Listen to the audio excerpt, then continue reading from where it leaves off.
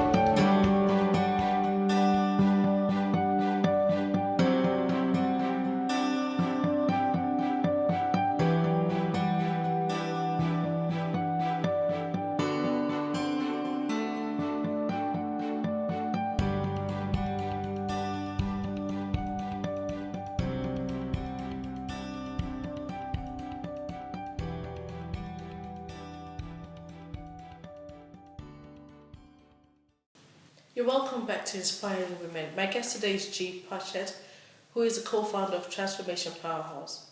Like I said earlier, we're doing a 4-week series on sexual abuse in the UK. G is a woman I respect and admire because she's passionate, she's giving, and she's always encouraging someone out there. G, you're welcome to Inspiring Women. Thank you. And I have to say, I've interviewed G before, and it's amazing the response I've got from women, viewers like you, on how their lives have been touched and changed by G's ministry. G, it's a pleasure to have you here today. Thank you. Pleasure to be here. So tell us about yourself and how you decided to talk about sexual abuse. Why are you so passionate about sexual abuse? Well, I didn't decide actually. Okay. I wanted to work with women that has suffered some form of maybe domestic violence, or you just really had a really tough time in life, broken marriages and stuff like that. And in 2001, I went to Bible school, but I was planning on leaving the country in 2003 to start somewhere abroad, maybe Africa or India. And while in Bible school, I was only there maybe about 3-4 days actually, not long. And the Holy Spirit said to me, showed me a girl and said I should tell her the vision. And so I went over to her and I said to her, can I speak to you at break time? And she said yes. And we went downstairs at break time and I told her the plans for abroad of building a centre that women could come in and be encouraged, be empowered. And as I spoke to her, she looked at me when I'd finished and she said to me, yes.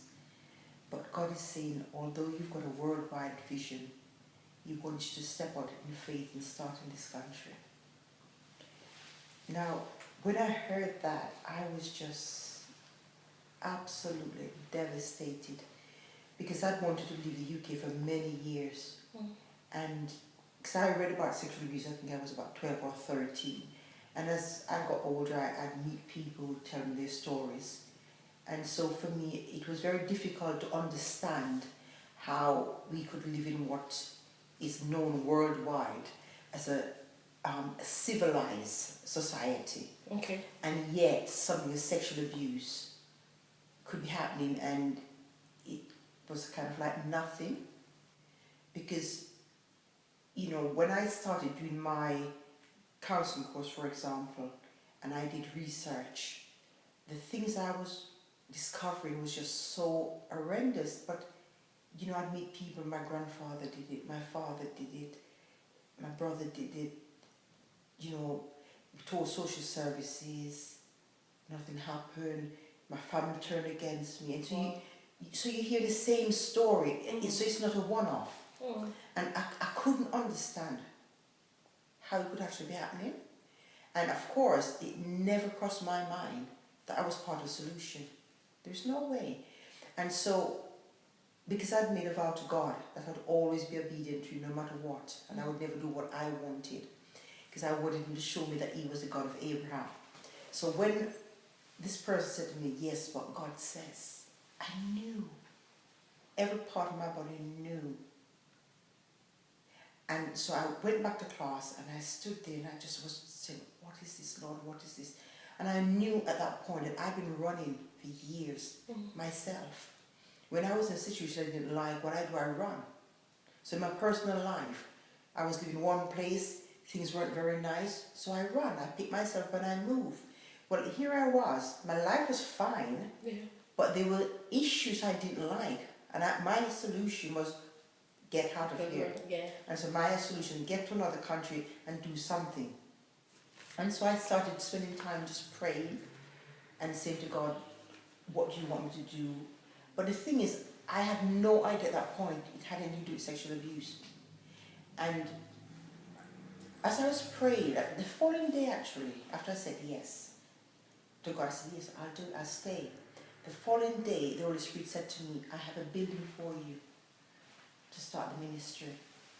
And 4 days later, we went to see a pastor because I had to be in a church doing ministry. And while I was there, funny enough actually, what happened, when I went, the pastor said to me, gee, so when you finish Bible school, what will you do? And I said to him, I don't know.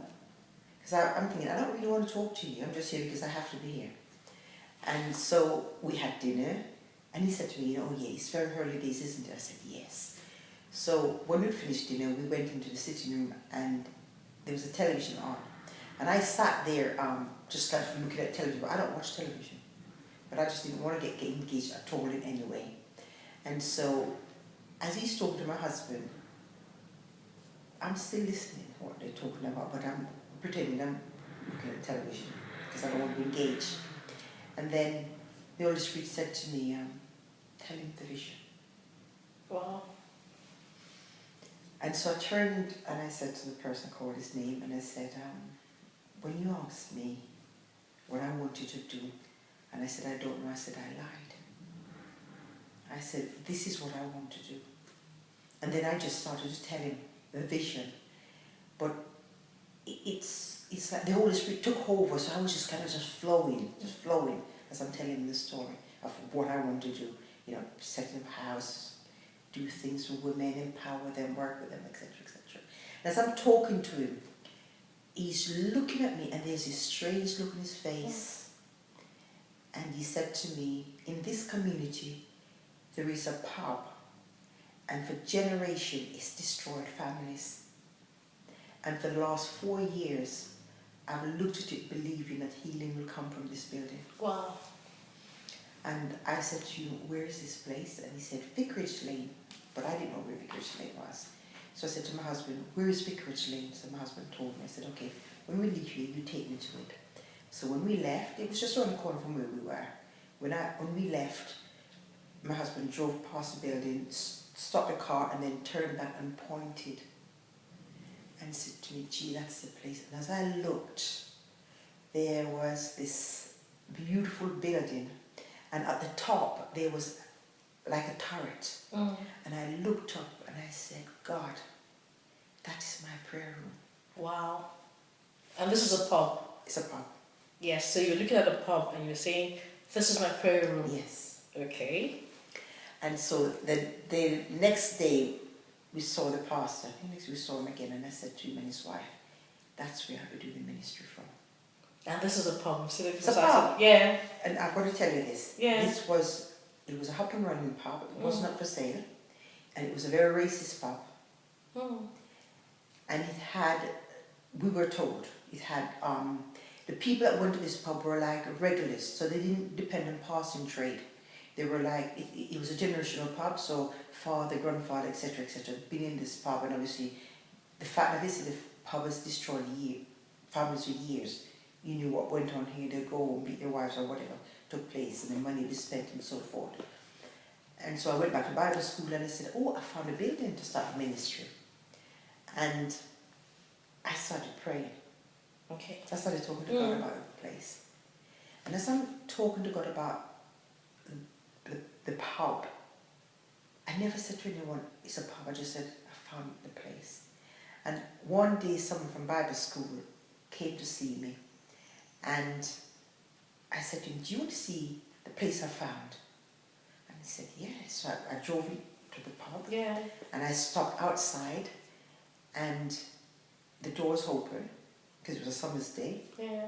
And he looked at me as if I'd gone mad. Oh, yeah. But I didn't realize at the time that people thought I'd gone mad.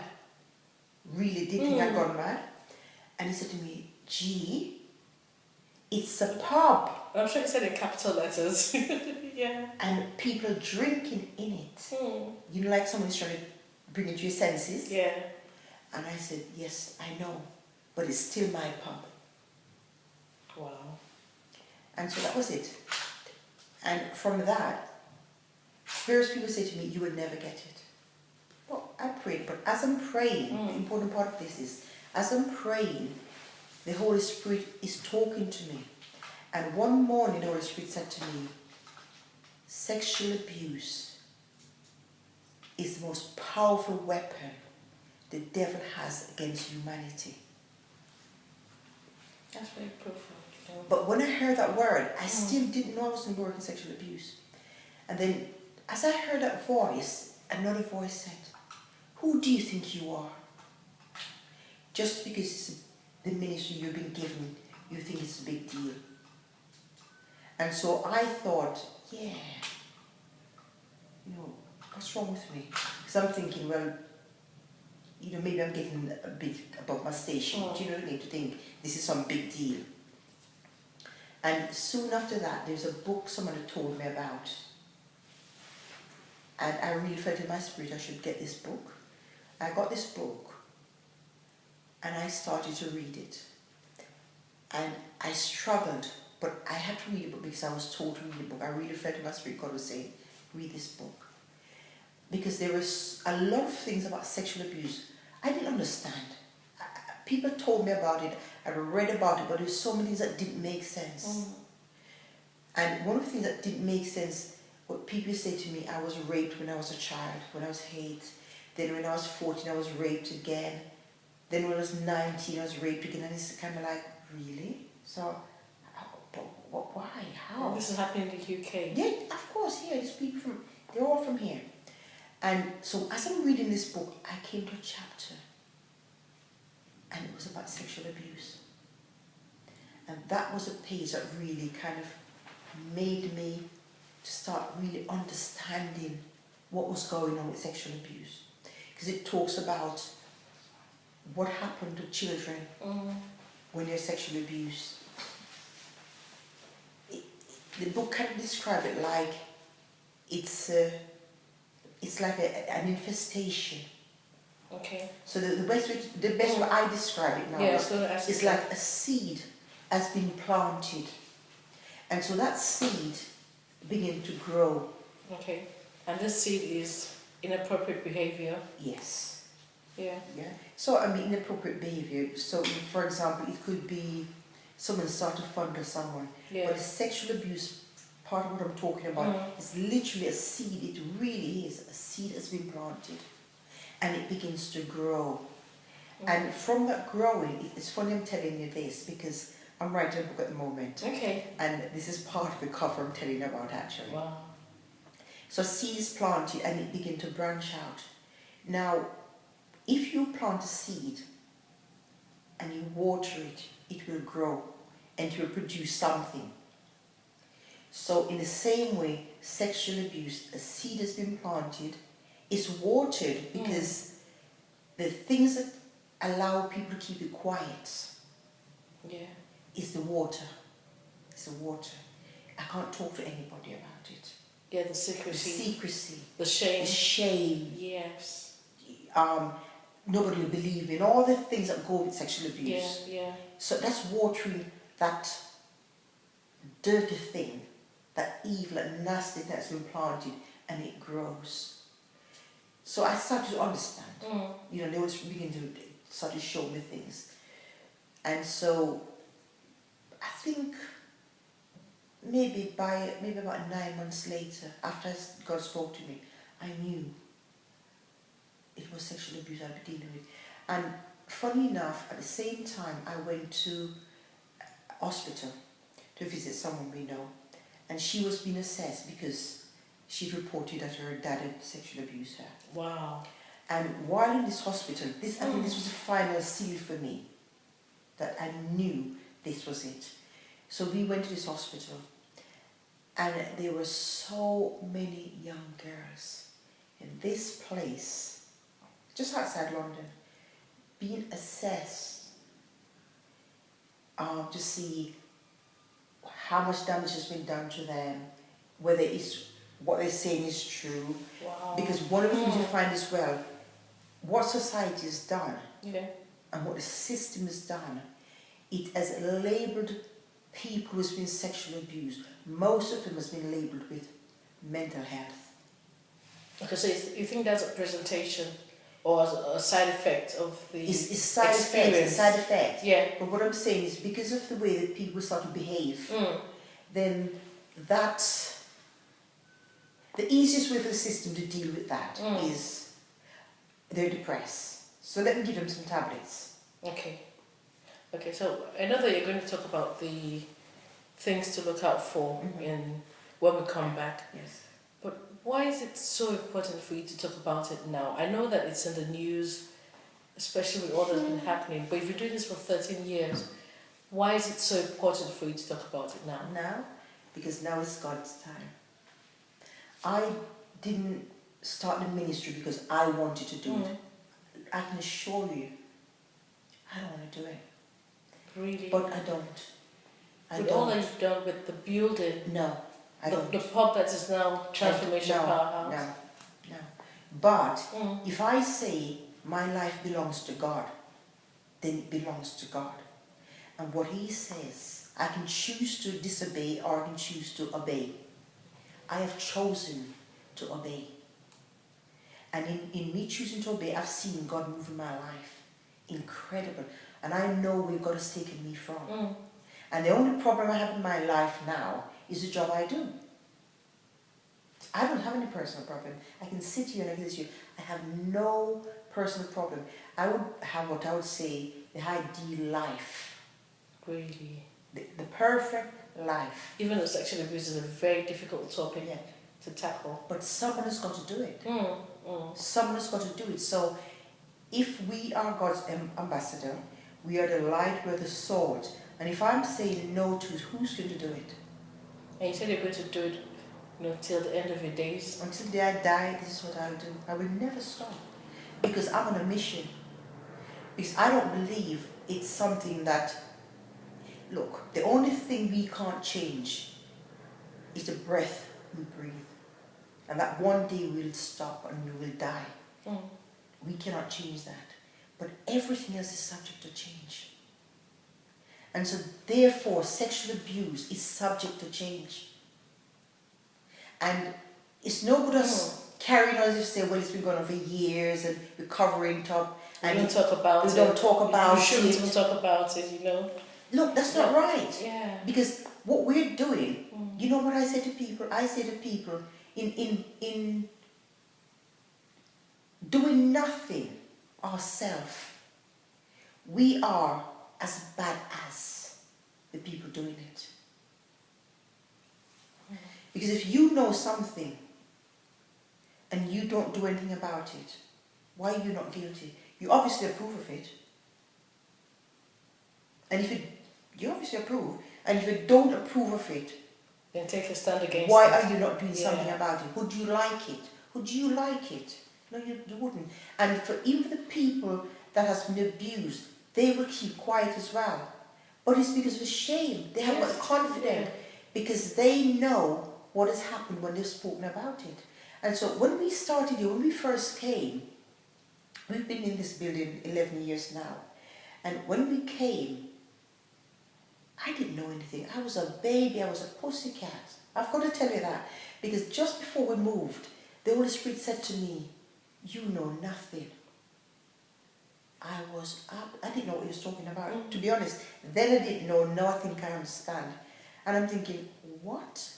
I spent 5 years sitting with you, hours after hours after hours. You've spoken to me, you've directed me, you've told me, and you're telling me I don't know nothing? Yeah. Who knows anything? Because I'm talking about, when I had a relationship with God, so I'd go in the lounge in the morning downstairs to pray, to sit. Because I spend a lot of time sitting and listening. I don't spend a lot of time when blah, blah, blah, blah, blah.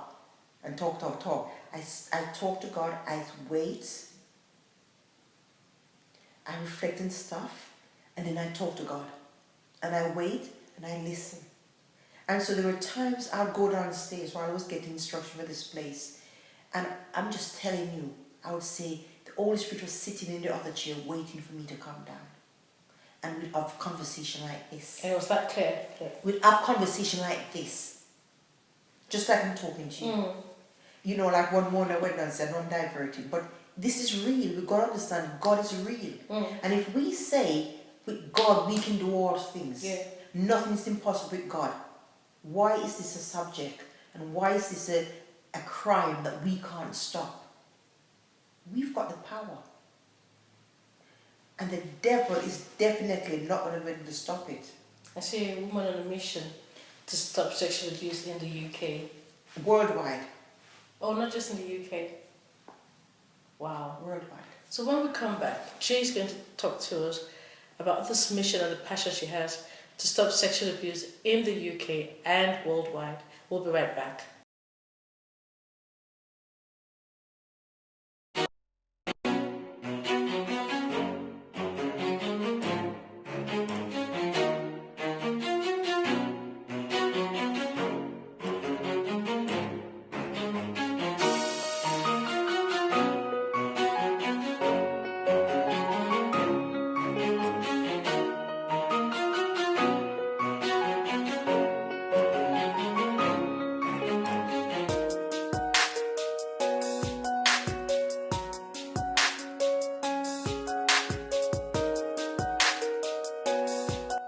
Talked about how you started from being a volunteer and now you're a Lord.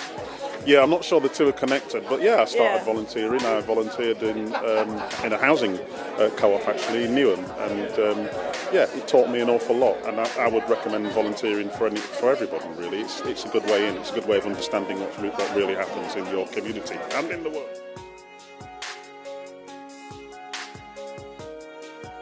How has Johnny been from being an air hostess to a not so secret millionaire? I know. I think the secret millionaire story is almost, I won't say an aside, but I think it was just to try and bring out an understanding to people to say what your dreams are like. You know, we can create our world of possibilities. We have the remarkable ability within us, and so it's up to us.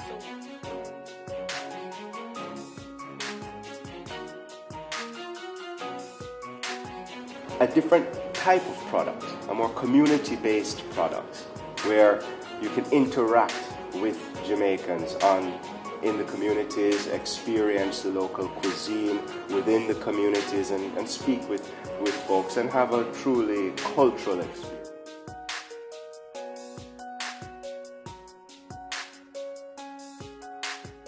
Drives you. What's the motivation behind the work that you do? I was brought up under the Catholic Church, and since I was young, I used to admire the nuns and the priests, thinking they are there to save the world, to save humanity from self-destruction.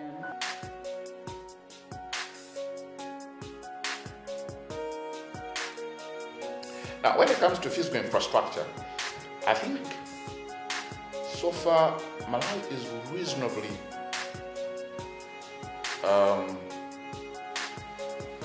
serviced in that area, particularly in terms of road infrastructure.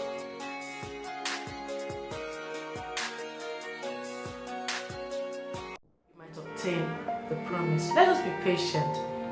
We learn patience, we learn resilience, so that after we've gone through what we've gone through, we can be able to say to someone else, you know what, I've gone through this.